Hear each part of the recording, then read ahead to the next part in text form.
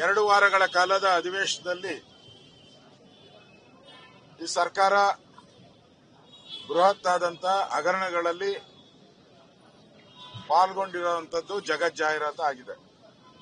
ಯಾವುದೇ ಸದನದಲ್ಲಿ ಈ ರೀತಿಯಾದಂತಹ ಅವಮಾನ ಆಡಳಿತ ಪಕ್ಷಕ್ಕೆ ಇತಿಹಾಸದಲ್ಲಿ ಯಾವತ್ತೂ ಕೂಡ ಆಗೇ ಇಲ್ಲ. ಏನೋ ಒಂದು ಹಗರಣ ಬರ್ತಾ ಇತ್ತು, ಇಲ್ಲಿ ಹಗರಣಗಳ ಮೇಲೆ ಹಗರಣಗಳು ಪ್ರತಿದಿನ. ಅದು ಮುಖ್ಯಮಂತ್ರಿಗಳ ಮೇಲೆ ಮುಖ್ಯಮಂತ್ರಿನೇ ಲೂಟಿ ಮಾಡಿರುವಂತ 2 ಹಗರಣಗಳು. ಒಂದು ವಾಲ್ಮೀಕಿ ನಿಗಮದ ಹಗರಣ 187 ಕೋಟಿ. ಈಗಾಗಲೇ ವಿಧಾನಸಭೆಯಲ್ಲಿ ಅದರ ಬಗ್ಗೆ ವಿಧಾನ ಪರಿಷತ್ತಲ್ಲಿ ಬಿಜೆಪಿ ಮತ್ತು ಜೆಡಿಎಸ್ ಹೋರಾಟ ಮಾಡಿದೆ. ಅದರ ಫಲವಾಗಿ ಒಬ್ಬ ಮಂತ್ರಿನೂ ಕೂಡ ರಾಜೀನಾಮೆ ಕೊಟ್ಟಿದ್ದಾರೆ, ಜೈಲಿಗೂ ಹೋಗಿದ್ದಾರೆ. ಹಲವಾರು ಅಧಿಕಾರಿಗಳು ಜೈಲಲ್ಲಿದ್ದಾರೆ. ಒಬ್ಬ ಎಂಎಲ್ಎ ಇನ್ನೂ ಒಳಗಡೆ ಹೋಗೋದು ಬಾಕಿ ಇದೆ.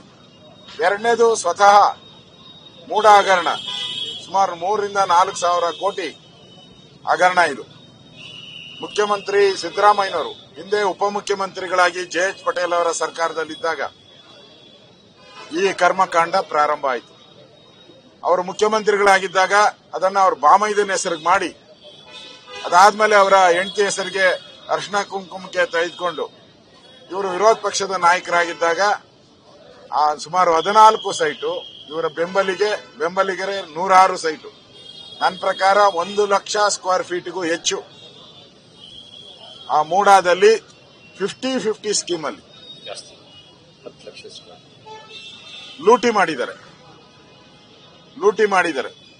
ಅಂದ್ರೆ ಸ್ವತಃ ಮುಖ್ಯಮಂತ್ರಿಗಳು ಯಾರು ಈ ಸಂವಿಧಾನವನ್ನ ಕಾಪಾಡ್ತೀನಿ ಅಂತ ಪ್ರಮಾಣವನ್ನ ರಾಜಭವನದಲ್ಲಿ ಸ್ವೀಕಾರ ಮಾಡಿದ್ರು, ಸಂವಿಧಾನವನ್ನ ರಕ್ಷಣೆ ಮಾಡ್ತೀನಿ, ನಾನು ಯಾವುದೇ ರೀತಿಯಾದಂತ ನಮ್ಮ ಬಂಧುಗಳಿಗೆ ಸಹಾಯ ಮಾಡಲ್ಲ, ನಾನು ಸಂವಿಧಾನವನ್ನ ರಕ್ಷಣೆ ಮಾಡ್ತೀನಿ ಅಂತ ಹೇಳಿದಂತ ಸಿದ್ದರಾಮಯ್ಯ ಸಂವಿಧಾನವನ್ನ ರಕ್ಷಣೆ ಮಾಡಬೇಕಾಯಿತು, ಸಂವಿಧಾನವನ್ನ ಭಕ್ಷಣೆ ಮಾಡ್ತಾ ಇದ್ದಾರೆ. ಇವತ್ತು ಇದರಲ್ಲಿ ನೇರವಾಗಿ ಸಿದ್ದರಾಮಯ್ಯನವರು ಭಾಗಿಯಾಗಿರೋ ದಾಖಲೆಗಳು ನನ್ನ ಹತ್ರ ಇದೆ.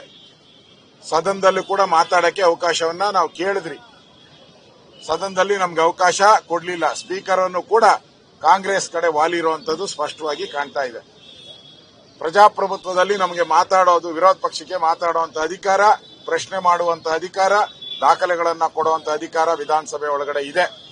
ಆದರೆ ಅದನ್ನ ಮೊಟಕುಗೊಳಿಸಿ ಅಲ್ಲಿ ಎದರಿ ನಾವೆಲ್ಲಿ ದಾಖಲೆಗಳನ್ನ ಕೊಡ್ತೀರಿ, ರಾಜ್ಯ ಜನತೆಗೆ ಈ ದಾಖಲೆಗಳೆಲ್ಲ ಸಿಕ್ಕಿದ್ರೆ ಕಾಂಗ್ರೆಸ್ಸಿನ ಮಾನ ಮರ್ಯಾದೆ ಹರಾಜಾಗುತ್ತೆ ಅಂತೇಳಿ ಎದರಿ ಪಲಾಯನ ಮಾಡಿ ಇವತ್ತು ಓಡೋಗಿದ್ದಾರೆ. ನಾವು ಮುಖ್ಯಮಂತ್ರಿಯ ರಾಜೀನಾಮೆಗೆ ಆಗ್ರಹವನ್ನ ಮಾಡಿದ್ರಿ. ಈ ಲೂಟಿ 86,000 ಜನ ಸೈಟ್ಗಳಿಗೆ ಕಾಯ್ತಾ ಇದ್ರು ಸಹ ಸಿದ್ದರಾಮಯ್ಯನವರ ಕುಟುಂಬಕ್ಕೆ ಟಕಾಟಕ್ ಅಂತೇಳಿ 14 ಸೈಟ್ಗಳು ಕೊಡ್ತಾರೆ. ಏನ್ ಕಪ್ಪ ಇವ್ರಿಗೆ 14 ಸೈಟು? ಅದು ದಲಿತರ ಜಮೀನು. ಅದು 4 ಜನ ಅಣ್ಣ ತಮ್ಮಂದಿರು ಒಬ್ಬರ ಕೈಲಿ ಸೈನ್ ಮಾಡಿಸಿದ್ದಾರೆ, 3 ಜನದ ಕೈಲಿ ಸೈನೇ ಇಲ್ಲ. ಇಂಥ ಒಂದು ಕರ್ಮಕಾಂಡವನ್ನ ಮಾಡಿರ್ತಕ್ಕಂಥ ಈ ಕಾಂಗ್ರೆಸ್ ಸರ್ಕಾರ, ಮುಖ್ಯಮಂತ್ರಿ ರಾಜೀನಾಮೆ ಕೊಡಬೇಕು. 2 ದೊಡ್ಡ ಹಗರಣಗಳಲ್ಲಿ ಎಲ್ಲ ಹಗರಣಗಳು ದಲಿತರಿಗೆ ಸಂಬಂಧಪಟ್ಟಿದ್ದು. ವಾಲ್ಮೀಕಿ ಹಗರಣ ದಲಿತರಿಗೆ ಸಂಬಂಧಪಟ್ಟಿದ್ದು, ಮೂಢ ಹಗರಣ ದಲಿತರ ಜಮೀನು ಕೊಡಬೇಕು ಅಂತ ಕಾನೂನು ಹೇಳ್ತದೆ. ಆ ದಲಿತರ ಜಮೀನನ್ನ ಲೂಟಿ ಮಾಡಿರುವಂತದ್ದು. ಅದೇ ರೀತಿ ದಲಿತರ SC ST ಹಣ ಏನಿದೆ 25,000 ಕೋಟಿ ಹಣವನ್ನ ಬೇರೆ ಪರ್ಪಸ್ಗೆ ಯೂಸ್ ಮಾಡಿರೋದು, ಅದು ಕೂಡ ಅಕ್ರಮ.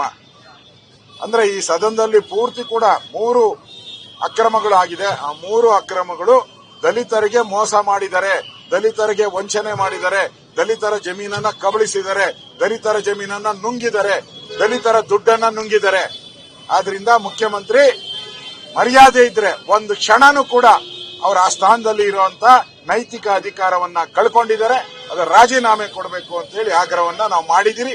ಅದೇ ರೀತಿ ಪತ್ರವನ್ನ ಮಾನ್ಯ ಗೌರವಾನ್ವಿತ ರಾಜ್ಯಪಾಲರಿಗೆ ನಾವು ಕೊಟ್ಟಿದ್ದೀರಿ, ದಾಖಲೆ ಸಮೇತ ಕೊಟ್ಟಿದ್ದೀರಿ, ಕ್ರಮ ತೆಗೆದುಕೊಳ್ತೀರಿ ಅನ್ನೋ ಭರವಸೆಯನ್ನ ಕೊಟ್ಟಿದ್ದಾರೆ. ನಾವೆಲ್ಲರೂ ಕೂಡ ಬಿಜೆಪಿ ಮತ್ತು ಎಲ್ಲ ಜೆಡಿಎಸ್ ಮುಖಂಡರುಗಳು, ಎಲ್ಲ ಶಾಸಕರು,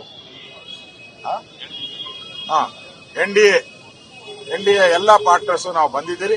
ನಮ್ಮ ಬೇಡಿಕೆ ಮುಖ್ಯಮಂತ್ರಿ ಒಂದು ಕ್ಷಣನೂ ಕೂಡ ಆ ಸ್ಥಾನದಲ್ಲಿ ನಿಲ್ಲುವಂತ ನೈತಿಕ ಅಧಿಕಾರ ಇಲ್ಲ, ರಾಜೀನಾಮೆ ಕೊಡಬೇಕು ಅಂತ ಆಗ್ರಹವನ್ನ ನಾವು ಮಾಡಿ ಗೌರವಾನ್ವಿತ ರಾಜ್ಯಪಾಲರಿಗೆ ಮನವಿಯನ್ನ ಕೊಟ್ಟಿದ್ದೀವಿ. ಸಿಎಂ ಹೇಳಿದ್ದಾರೆ ಇವತ್ತು ನಾಳೆ ಸುದ್ದಿಗೋಷ್ಠಿ ಮಾಡಿ ನಾನು ಎಲ್ಲ ದಾಖಲೆಗಳನ್ನು ಬಿಡುಗಡೆ ಮಾಡ್ತೀನಿ.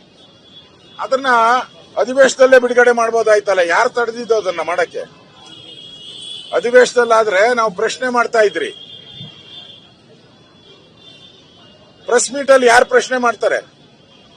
ಮಾಡಿದ್ರು ಕೂಡ ಸುಮ್ಮನೆ ಇರು ಅಂತ ಹೇಳ್ತಾರೆ. ಅವ್ರು ಮಾಮೂಲಿ ಅವ್ರದ್ದು ಅಭ್ಯಾಸ. ಅದನ್ನ ವಿಧಾನಸಭೆಯಲ್ಲಿ ಅವರು ಪ್ರಶ್ನೆ ಮಾಡಿದ್ರೆ ನಾವು ಅದಕ್ಕೆ ಕೌಂಟರ್ ಕೊಡ್ತಾ ಇದ್ರಿ, ಆರ್ಗ್ಯುಮೆಂಟ್ ಆಗ್ತಾ ಇತ್ತು.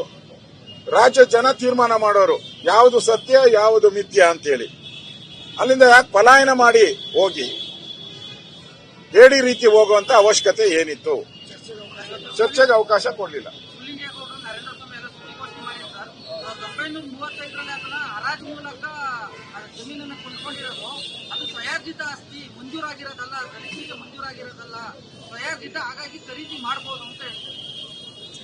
ಸರಿ, ಖರೀದಿ ಮಾಡಬಹುದಾದ್ರೆ ಅವ್ರು 4 ಜನ ಅಣ್ಣ ತಮ್ಮಂದಿರಿದ್ರಲ್ಲ, 4 ಜನದ್ದು ಸೈನ್ ಇದೆಯಾ ಅದರಲ್ಲಿ? ಅಂದ್ರೆ 6-1 ಆಗಿರೋ ಅವಾರ್ಡ್ ಆಗಿದೆ. 3 ಲಕ್ಷಕ್ಕೂ ಹೆಚ್ಚು ಹಣ ಅವಾರ್ಡ್ ಆಗಿ ಬ್ಯಾಂಕ್ಗೆ ಕೋರ್ಟ್ಗೂ ಡಿಪಾಸಿಟ್ ಮಾಡಿದ್ದಾರೆ. ಯಾರು ಡಿನೋಟಿಫಿಕೇಶನ್ ಮಾಡಿದವರು? ಪಾಪ ಆ ನಿಂಗ ಅನ್ನೋ ಒಬ್ಬ ಅಮಾಯಕ ವ್ಯಕ್ತಿ. ಅವ್ರಿಗೆ ಇದೆಲ್ಲ ಅರ್ಜಿ ಬರೆಯೋದು ಗೊತ್ತಿಲ್ಲ ಪಾಪ. ಹೆಂಗೆ ಡಿನೋಟಿಫಿಕೇಶನ್ ಆಗುತ್ತೆ?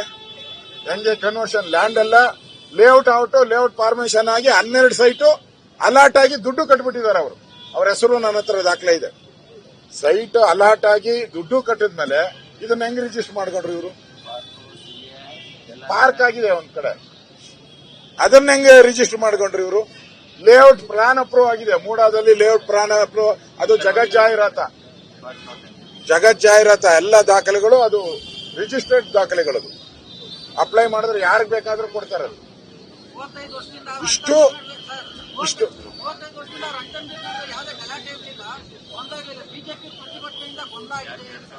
ಅಂದ್ರೆ ಅವರೆಲ್ಲ ಅವ್ರು ಮೌನವಾಗಿದ್ರು ಅಂತ ಹೇಳಿ ಇವರು ಮೋಸ ಮಾಡಬಹುದಾ? ಅಮಾಯಕರು ಅಂತ ಮೋಸ ಮಾಡಬಹುದು, ಮೌನವಾಗಿದ್ರು ಅಂತ. ಈಗ ಅವರು ಕಂಪ್ಲೇಂಟ್ ಕೊಟ್ಟಿದ್ದಾರೆ. ರಾಷ್ಟ್ರೀಯ SC ST ಸಮಿತಿಗೆ ಅರ್ಜಿ ಕೊಟ್ಟಿದ್ದಾರೆ, ಮತ್ತೆ DC-ಗೆ ಅರ್ಜಿ ಕೊಟ್ಟಿದ್ದಾರೆ. ಅರ್ಜಿ ಕೊಟ್ಟಿದ್ದಾರೆ, ನಮ್ಗೆ ನ್ಯಾಯ ಕೊಡಬೇಕು ಅಂತ ಕೊಟ್ಟಿದ್ದಾರೆ, ನಮ್ಮ SC ಜಮೀನು. ಅದೇ ರೀತಿ ಸಿದ್ದರಾಮಯ್ಯನವರು ಚುನಾವಣಾ ಆಯೋಗಕ್ಕೂ ಕೂಡ ಇದನ್ನ ಮೆನ್ಷನ್ ಮಾಡಿಲ್ಲ, ಅದು ಅಪರಾಧ. ಅನುಕ್ಷಣದ ಸುದ್ದಿಗಳಿಗಾಗಿ ವಿಸ್ತಾರ ನ್ಯೂಸ್ ಯೂಟ್ಯೂಬ್ ಚಾನೆಲ್ ಸಬ್ಸ್ಕ್ರೈಬ್ ಮಾಡಿ. ಹೊಸ ಸುದ್ದಿಗಳ ನೋಟಿಫಿಕೇಶನ್ಗಾಗಿ ಬೆಲ್ ಐಕಾನ್ ಕ್ಲಿಕ್ ಮಾಡಿ. ಲೇಟೆಸ್ಟ್ ಅಪ್ಡೇಟ್ಸ್ಗಾಗಿ www.vistaranews.com ವೆಬ್ಸೈಟ್ಗೆ ವಿಸಿಟ್ ಮಾಡಿ. ಅಂಗೈಯಲ್ಲೇ ಜಗತ್ತಿನ ಸುದ್ದಿ ತಿಳಿಯಲು ವಿಸ್ತಾರ ನ್ಯೂಸ್ ಕನ್ನಡ ಆಪ್ ಡೌನ್ಲೋಡ್ ಮಾಡಿ.